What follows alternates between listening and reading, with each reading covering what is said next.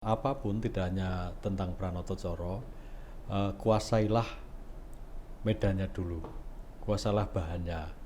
Misalnya apa tentang Pranoto Coro itu, ilmunya tidak hanya sekedar kita yang di kursus atau pawiatan itu, karena di pawiatan cuma dasar-dasarnya, tetapi secara umum kita bergaulah dengan apa yang berkaitan dengan event yang akan kita kerjakan.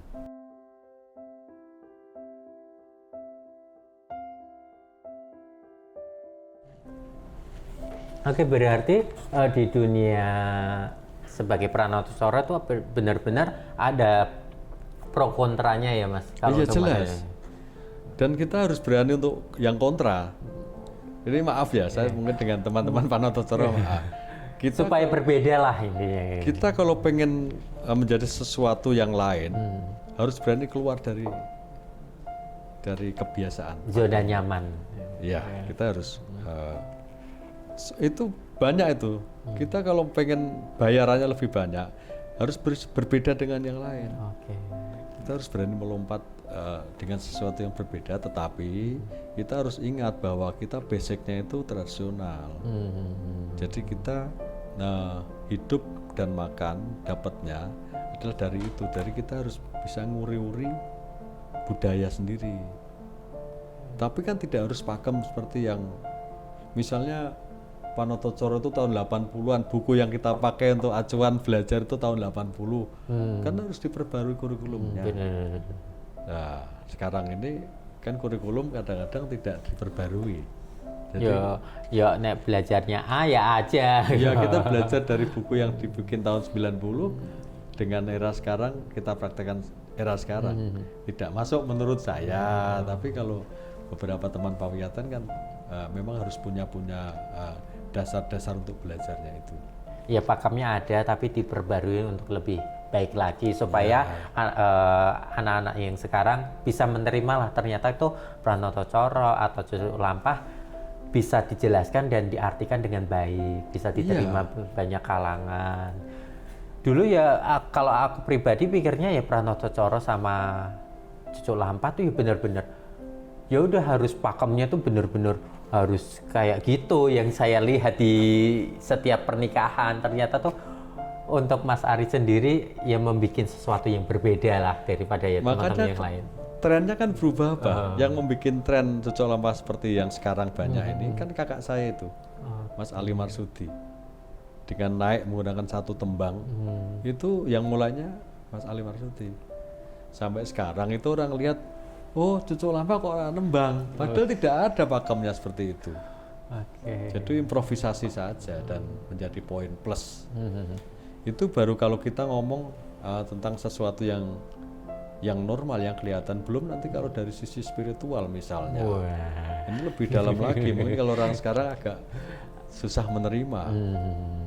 Jadi kita tetap menganggap bahwa satu ritual pernikahan itu adalah sesuatu yang sakral. Itu yang tidak bisa kita hilangkan dalam tradisi dan budaya Jawa.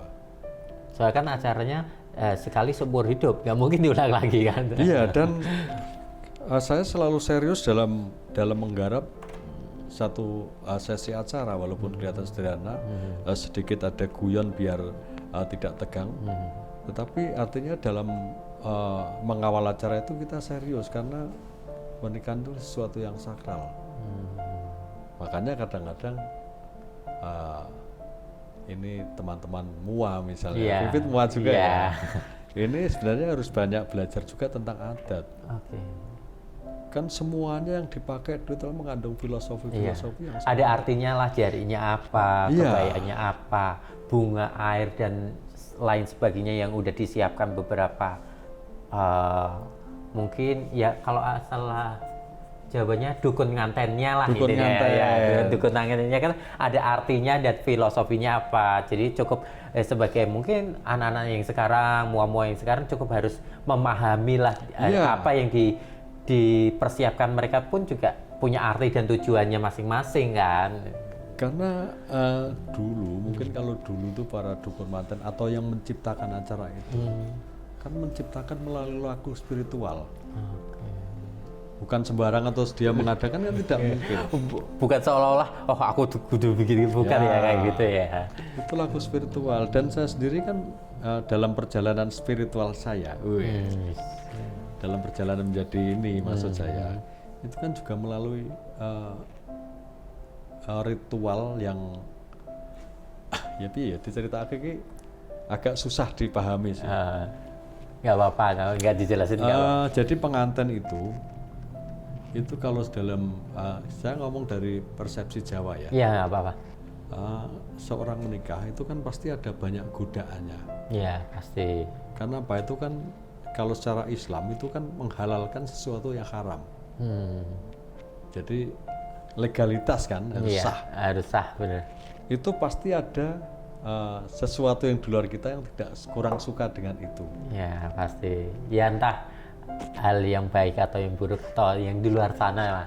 Iya pasti ada yang nggak suka, terutama orang-orang makhluk-makhluk yang kurang baik tadi, yang tidak menyukai hal-hal baik kan pasti akan supaya itu tidak terjadi. Makanya ada beberapa sajen-sajen dan lain-lain ritual-ritual yang harus dilaksanakan karena apa? Supaya kita itu menjaga semuanya menjadi baik. Jadi akan nikah itu, salaman itu, itu sakral apa? Karena banyak juga yang menghalangi itu, yang tidak senang.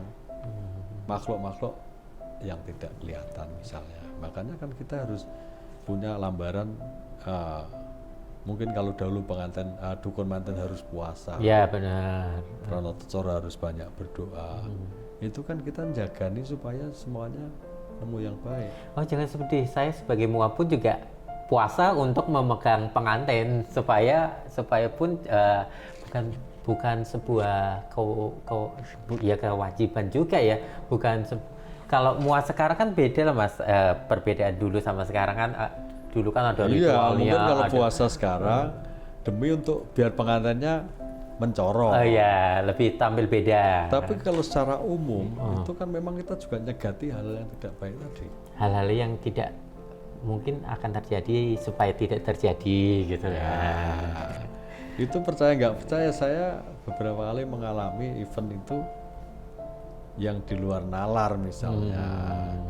Karena kan ada namanya sawan manten. Sawan itu yang paling gawat itu kan sawan manten kalau tradisi Jawa. Ya sih kemarin Mbak Upi juga bilang kayak gitu, sawan manten kenanya sampai ke anaknya. Iya sawan manten, sawan orang meninggal itu yang paling ganas tuh sawan manten itu. Seganas apa sih Mas? Ya diceritakan secara global aja. Tergantung, kita tahu di Jawa itu kan seberat apa sawahnya itu kan tergantung serangan-serangannya. Secara spiritual itu kan pasti ada serangan. Misalnya gini, kalau orang mendapat posisi yang baik, misalnya sebagai seorang pejabat, pasti kan pengen orang pengen menjadi pejabat toh? Iya pasti. Nah pasti itu godaannya kan lebih besar serangannya. Makanya biasanya ada ritual-ritual tersendiri, termasuk tumpeng-tumpeng itu kan macam-macam. Ada tumpeng bucalan, misalnya tumpeng bucalan itu kan tolak balak. Jadi tumpeng bucalan itu ada tumpeng kecil gitu, biasanya dipasang di pojok-pojok rumah, pintu masuk di jalan. Itu kan maksudnya apa? Kita sebagai makhluk Tuhan itu kan harus memayu hayuning titah, jadi menghormati sesama umat Tuhan. Yang kelihatan dan yang tidak kelihatan. Benar. Makanya kita harus menghargai. Biasanya iki loh misalnya tak teringin iki aja ganggu ya misalnya gitu. Karena di sana dimensi lain itu kan juga ada yang baik dan ada yang tidak. Pasti. Nek sing baik kira jadi masalah. Nek ono sing rodok nyeleneh. Ono sing rodok apa jenenge selengean, rodok ugal-ugalan. Itu kan kita harus hargai supaya tidak ganggu, gitu saja sebenarnya. Berarti banyak makna, banyak artinya lah intinya. Bukan hanya sekedar puasa aja, tapi di luar dari itu artinya banyak lah untuk menjaga hal yang baik sama yang buruk. Saya kan pernah nyucuk lampah itu, kalau nyucuk lampah atau MC, kalau sudah manteng istilahnya, kita sudah nyuwun pada, pasti kan kita punya doa terlepas dari keyakinan kita masing-masing. Kita kan pasti punya doa-doa supaya acaranya lancar kan. Iya pasti. Ketika saya akan manoto coro di satu tempat tuh kan, dari rumah pun saya sudah meminta dulu supaya nanti di sana tidak ada gangguan. Sangar ya. Ternyata sih Sembro banyak ilmu atau banyak sesuatu yang kalau saya pribadi nggak habis pikir, ternyata tuh prosesnya nggak semudah dan segampang itu. Saat ya kalau dilihat ya kalau wong mentune 18 menit, 5 menit atau 10 menit, ternyata tuh apa yang dipersiapkan untuk Mas Ari sendiri sebagai Pranoto Coro atau Cucuk Lampah banyak dan gede ya prosesnya ya. Kalau secara spiritual Pranoto Coro dengan Cucuk Lampah itu laku badannya berat Cucuk Lampah. Oh gitu. Cucuk Lampah itu kan cuma jalan tadi maksimal 10 menit. Iya 10 menit. Tapi tuh bebannya besar itu. Jadi pasti orang akan melihat kita. Karena center point-nya ya. Iya. Iya center point-nya. Terus kan ada yang bilang Cucuk Lampah itu tolak balak, jadi harus bisa membersihkan jalan dilewati raja. Itu nek kebatinannya kuat tuh berat itu. Wow. Bener. Iya. Jadi aku jadi lebih tahu loh ini. Jadi sis and bro jangan khawatir, ya bukan ya, jadi pengalaman tersendiri atau pengetahuan sendiri. Ternyata jadi Cucuk Lampah nggak segampang itu, nari, nyapke, nyanyi terus. Ya, ternyata di balik itu banyak yang itu versi Ari loh ya, Cucuk Lampah Ari. Tapi untuk apa namanya yang lain, teman-teman Cucuk Lampah mungkin punya kemantapan yang lain. Saya tidak tahu. Kalau saya selalu mengerjakan sesuatu dengan serius. Jadi saya nggak pernah main-main tentang adat budaya. Wow, ternyata seru ya obrolan kita. Jadi tambah ilmu, jadi tambah pengetahuan, jadi nggak sembarang menilai atau kok Cucuk Lampah kayak gini aja, kok Pranoto Coro gini aja. Tapi di luar sepengetahuan saya yang aku dapetin dari obrolan kita ini Mas, banyak positifnya lah yang didapat. Semoga si Sembro di sana pun juga tahu nih ternyata nggak semudah dan segampang itu ya. Nah kita move dari obrolan ini. Pernah nggak sih ngalamin kayak salah tempat atau ya miskomunikasi dengan klien lah Mas? Kalau saya kok alhamdulillah tidak pernah ya. Untuk salah tempat ya? Salah tempat nggak pernah. Kalau miskomunikasi nih, miskomunikasi. Ada beberapa kali lah, tapi terus caranya gimana sih menyampaikan supaya miskomunikasinya tuh yaudah tetap berjalan lah acaranya. Misalnya tentang gini, tentang waktu sih sebenarnya, kedisiplinan waktu. Pernah satu kali Cucuk Lampah gagal karena waktu. Kalau saya sih tidak masalah. Jadi misalnya gini, undangan tuh jam 7 malam. Ada acara panggih jam 5.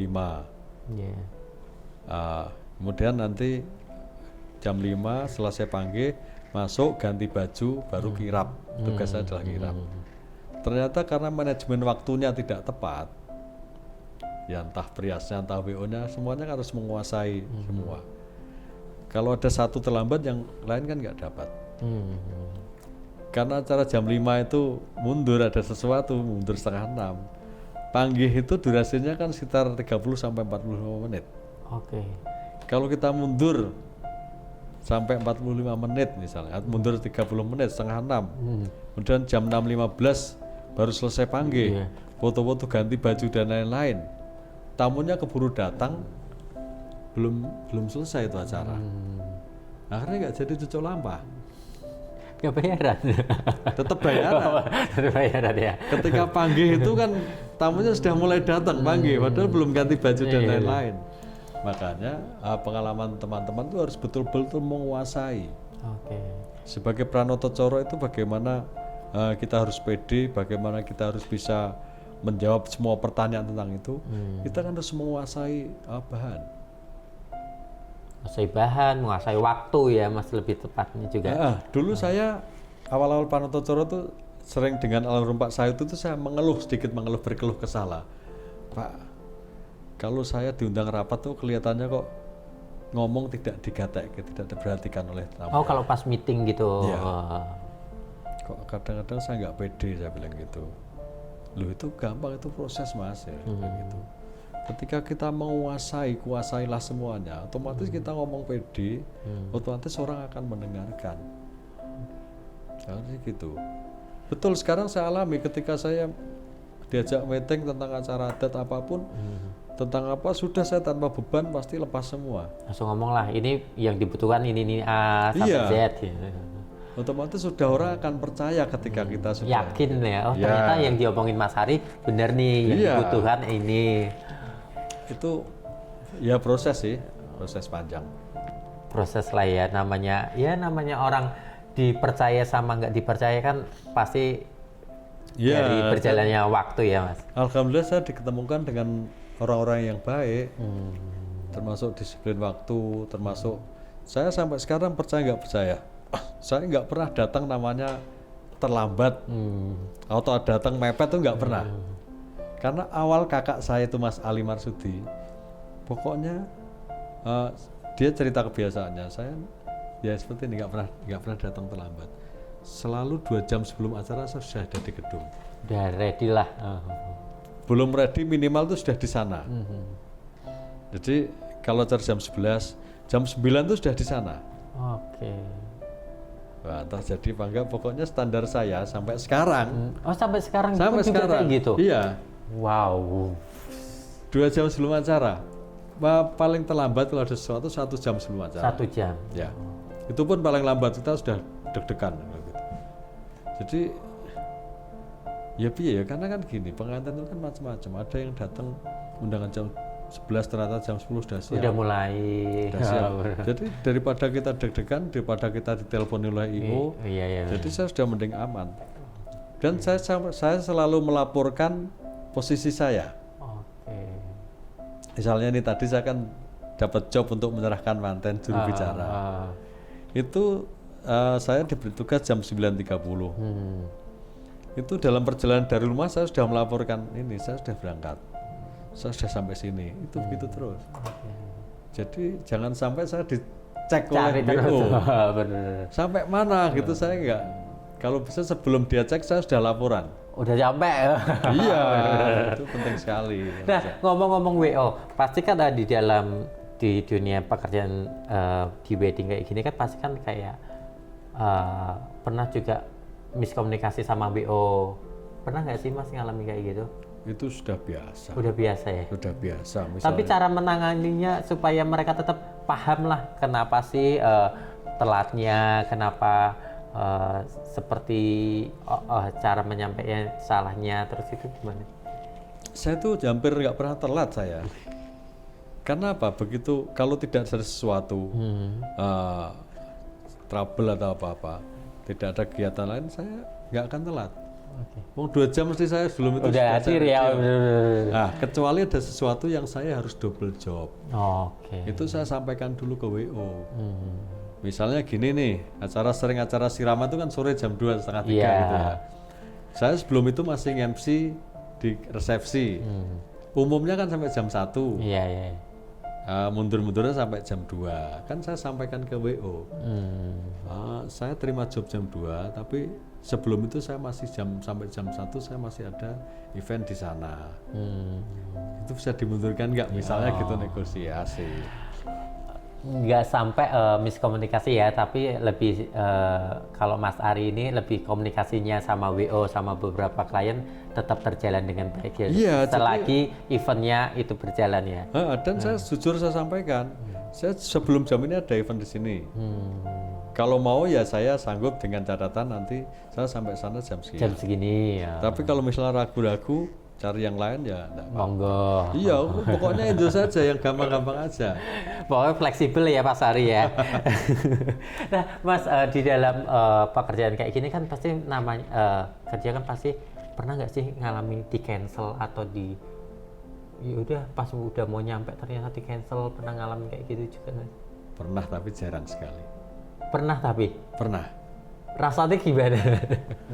Cara menyelesaikan, pasti kan setiap orang kan menyelesaikan masalah yang di cancel kan si sendiri sana kan tahu nih kenapa ada wedding sales supaya kenapa ada pertanyaan ini supaya tahu oh ternyata cancel vendor lah, cancel vendor tuh rasanya kayak gini gitu loh. Dulu awal-awal kalau di cancel ya otomatis gelo ya. Iya gelo pasti. Dulu, tapi kalau sekarang enggak. Tapi yang terjadi sampai sudah jalan nggak jadi itu baru sekali saya ingat. Oh, berarti sekali pernah ya? Pernah sudah jalan. Udah jalan itu udah siap ya itu ya. Belum siap. Memang saya siap dalam yaudah aku datang ada acara untuk hari itulah ini. Pasti kan sudah share pengalaman pasti kan terus ngecek tuh kita mau jalan gitu. Misalnya saya coba hari Sabtu. Pasti kan beberapa hari sebelumnya saya sudah ngecek dulu jadi apa enggaknya. Komunikasi lah. Memastikan lah. Ya.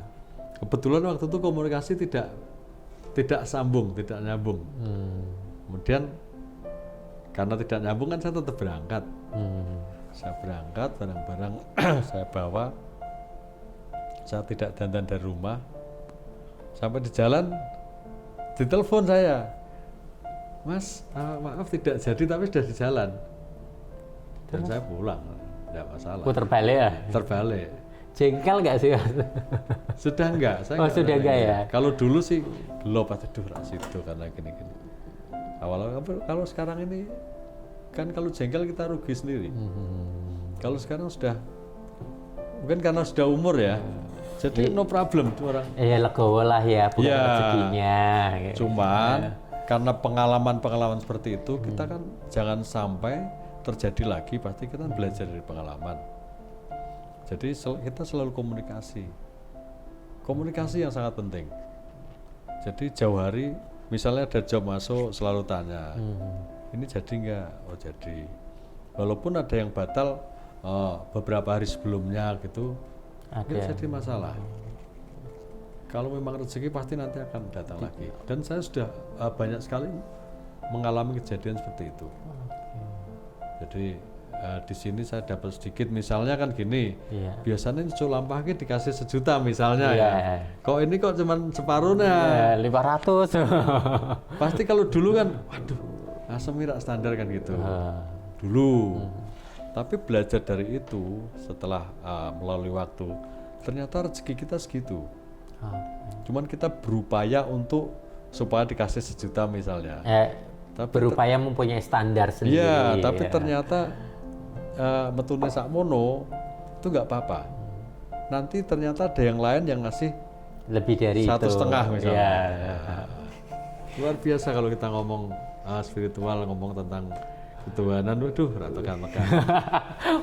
Ini pokoknya obrolan kali ini seru banget, banyak ilmu, banyak yang aku dapetin juga. Nah, ngomong-ngomong, kalau untuk Mas Ari sendiri punya Instagram juga ya? Ada. Ada apa, Mas? Kalau dulu saya pakai Ari_MC_cucuk lampah. Kalau sekarang? Sekarang saya ganti. Apa? Ari_Pranoto Coro. Oke, nanti si Sainburu bisa dicari dan kita akan tulis ya. Nah, ngomong-ngomong di dunia entertain lah ini, di perweddingan kayak gini kan Mas Ari juga menggunakan media sosial Instagram lah. Iya. Instagram. Seberapa pengaruhnya Instagram itu untuk Mas Ari juga? Kalau era sekarang, sangat besar, luar biasa karena saya sering mendapatkan klien, saya tanya dapat dari mana, dari Instagram itu sering. Oh gitu. Iya. Tapi yang paling banyak dari kedok tular sih saya. Dari mulut ke mulut ya. Tapi di Instagram atau dunia digital sekarang lebih menguntungkan juga ya? Ya banyak plus minusnya. Iya. Plusnya pasti ini tadi begitu kita banyak follower atau apa, kita sering posting di situ, ada job yang masuk. Tapi ada minusnya. Apa itu Mas? Minusnya kan gini, kalau saya pribadi enggak, karena saya enggak ada masalah di situ. Minusnya untuk klien yang kurang pengalaman, kalau Instagram semuanya dan lain-lain kan pasti editing macam-macam ya. Udah disiapkan untuk dilihat cantik atau bagus lah intinya. Ya. Tapi kalau untuk yang klien kurang pengalaman, kan iso kapusan toh. Ya makanya saya selalu mengedukasi untuk teman-teman klien. Pokoknya jangan langsung percaya di situ. Misalnya Vivid nih Instagramnya apa? Misalnya sih, oh itu bagus. Tanya ke yang lain, referensi yang lain. Dicek betul bagus banget. Misalnya Ari apa Instagramnya Ari Pranoto Coro. Bagus. Jangan langsung percaya saya bilang gitu. Tanya yang lain lagi. Bahkan ini orang-orang yang nggak percaya karena saya kan nggak ada kerjaan nih. Nggak ada kerjaan selain itu. Ada klien telepon gitu. Sudah kita ketemu. Kita ketemu nanti kita cerita presentasi tentang wedding. Nanti kalau misalnya cocok dengan saya pakai nggak apa-apa. Kalau nggak cocok, monggo nggak apa-apa. Teman-teman WO pun gitu. WO yang merasa mungkin agak baru, daripada bingung presentasi nanti, sudah saya briefing nanti tentang IO, bagaimana tentang adat, free saya gitu. Nggak harus pakai saya nanti ketika kamu dapat job, nggak harus pakai saya pakai yang lain nggak apa-apa. Tapi harapan saya semua WO itu punya kualitas yang sama, jadi nanti kliennya pilihnya nggak bingung. Standarnya adalah. Ya makanya tentang adat dan lain-lain, saya siap untuk sharing. Untuk sharing lah. Kalau nggak ngerti tekono gitu.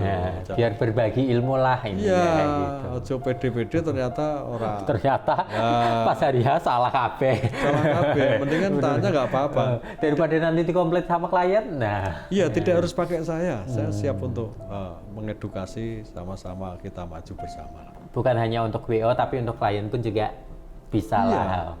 Tuh dengerin si Bro. Jadi Mas Ari terbuka kalau mau sharing, monggo. Sebenarnya ini juga lahan sharing kan, wedding sales ini. Makanya, kan. Dan jadi free. Prias-prias juga gitu kan. Beberapa prias yang belum pernah pakai saya kan, Ari ki mahal kan gitu. Padahal belum pernah pakai, bilang mahal. Bener. Makanya kita ngobrol, kita semuanya menjadi dekat, menjadi saudara gitu loh. Wow, ternyata seru ya. Hampir satu jam setengah kita ngobrol. Itu belum kita kalau bahas filosofi tentang acara. Di luar dari ya mungkin vendor atau media sosial juga, kalau dibenci sama orang pernah nggak sih diomongin hal yang buruk di luar sana, sampai denger, pernah nggak sih Mas ngalamin kayak gitu? Pastinya sering. Terus cara nanggapinnya gimana Mas? Ya nggak kita tanggapi. Didatengin atau gimana? Nggak ditanggapi. Dibiarin aja gitu. Nah itu kan sudah saya bilang tadi, saya harus berbaik dengan semua orang. Oke. Bahkan ada yang rasani tentang jelek saya, tembus ke saya. Oh gitu. Tapi saya no problem, ya api terus. Oke. Bahkan kalau saya dirugikan malah semakin saya baikin. Wow. Loh harus gitu loh, ngapain? Kita rugi loh misalnya saya gini, wah Riki Pranoto Coro ngene. Kan kalau saya tanggapi saya rugi, saya mundur lagi. Saya harus maju, hidup saya maju terus. Mas Ari itu positive thinking terus ya. Iya, pokoknya orang jelek dengan saya, pokoknya saya baikin terus sampai keselmu. Sampai dia benar-benar berlaku baik. Ya terserah mau baik terserah, tapi saya baik terus. Wah seru ya. Nah ini Mas, sebelum ke pertanyaan terakhir nih, pernah nggak sih mengalami hal-hal mistis mungkin saat event gitu? Ada aja Mas, kalau contohnya gini, makanya kita tidak kembali ke tadi, kita tidak pernah main-main di acara, terutama acara adat panggih dan lain-lain, karena akan jaga serangan dan lain-lain. Iya tadi ya. Ada satu saat kita menangani salah satu eventnya orang penting lah, pejabat. Nah, kita nggak bisa sebut. Di situ teman-teman WO sudah ada yang mengingatkan teman-teman WO ini, wes ini karena event gini harus serius, jangan main-main. Karena sing guyon. Setelah itu acara selesai, siraman selesai, itu dari ini kesurupan ada teman WO.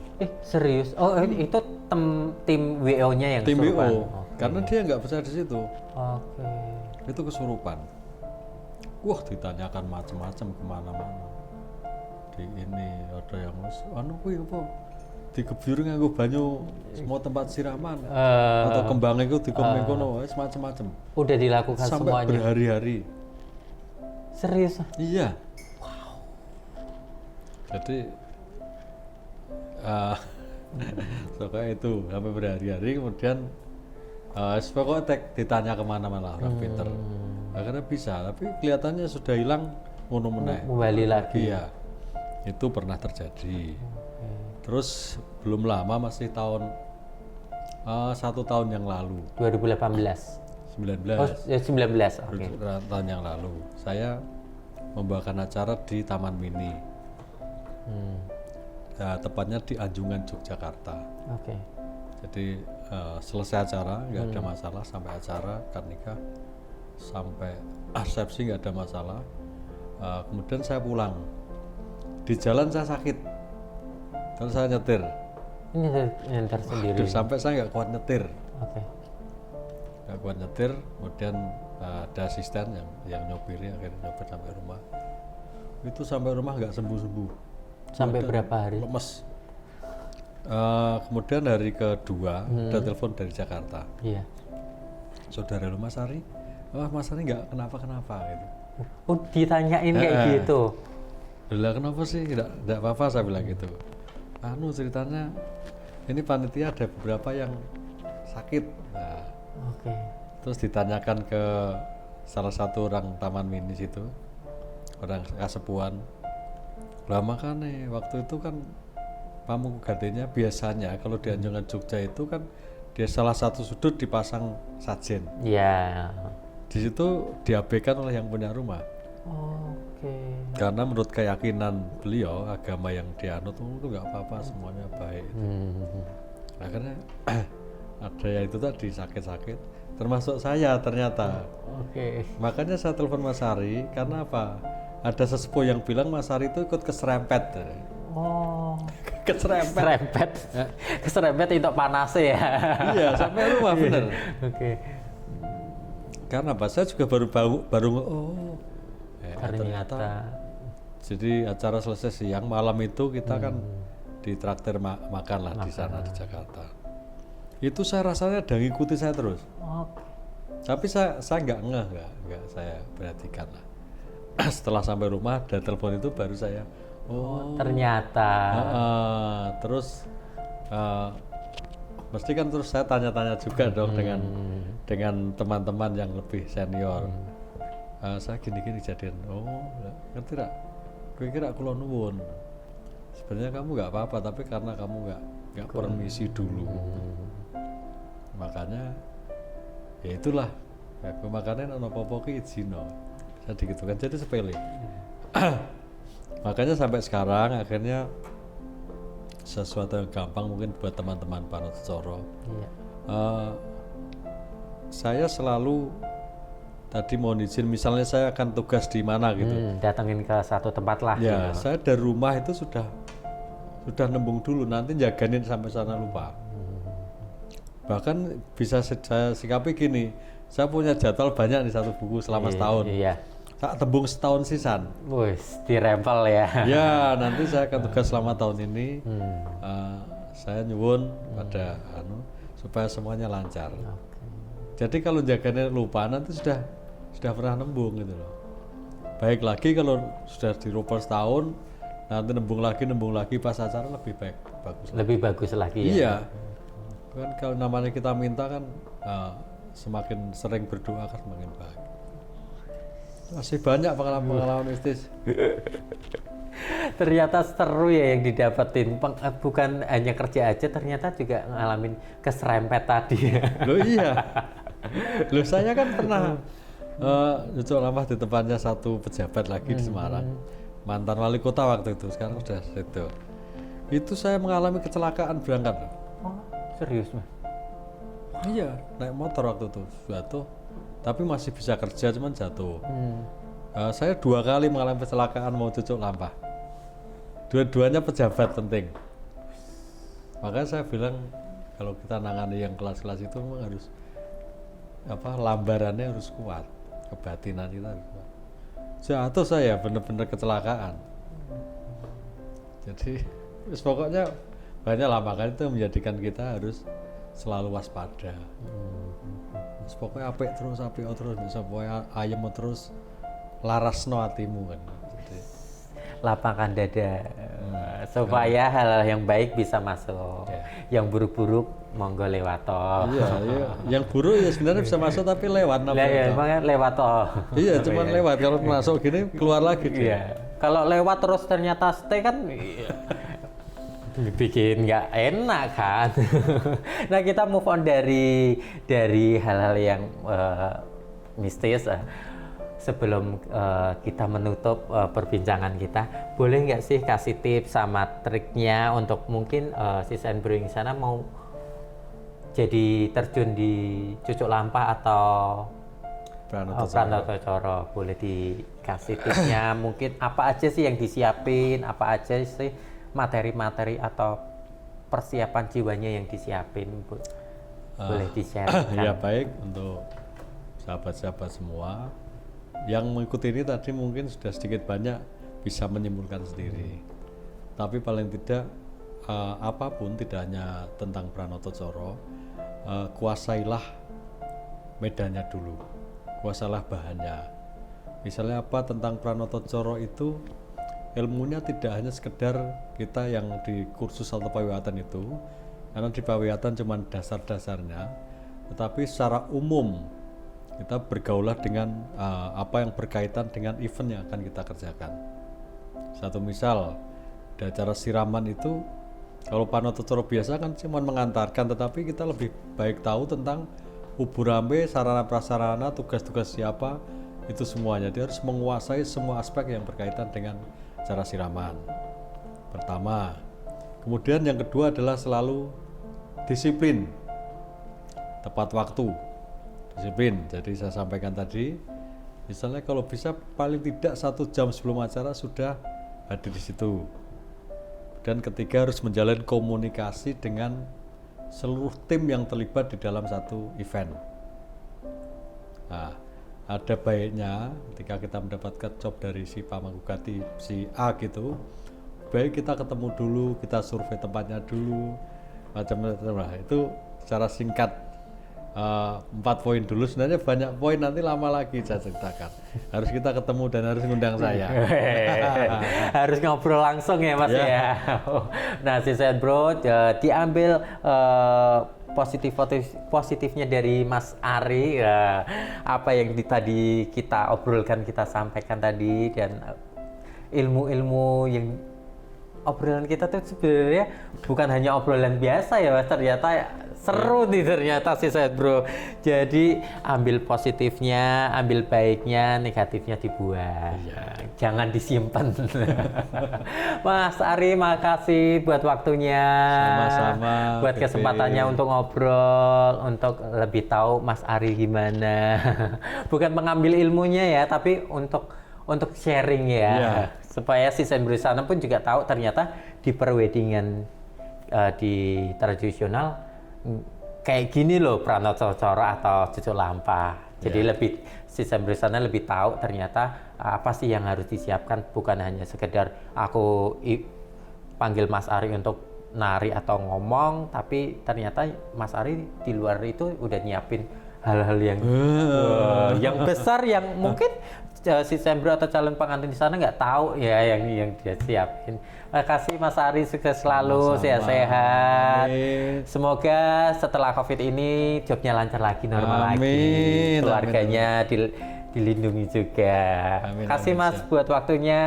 Sama-sama. Sehat selalu. Vivit, sukses juga untuk semuanya, kamu juga ya. Oke, thank you. Oke, buat Sis and Bro, itu obrolan-obrolan kita tentang wedding, dan tentunya tadi udah bersama Mas Ari untuk masalah-masalah wedding tradisionalnya.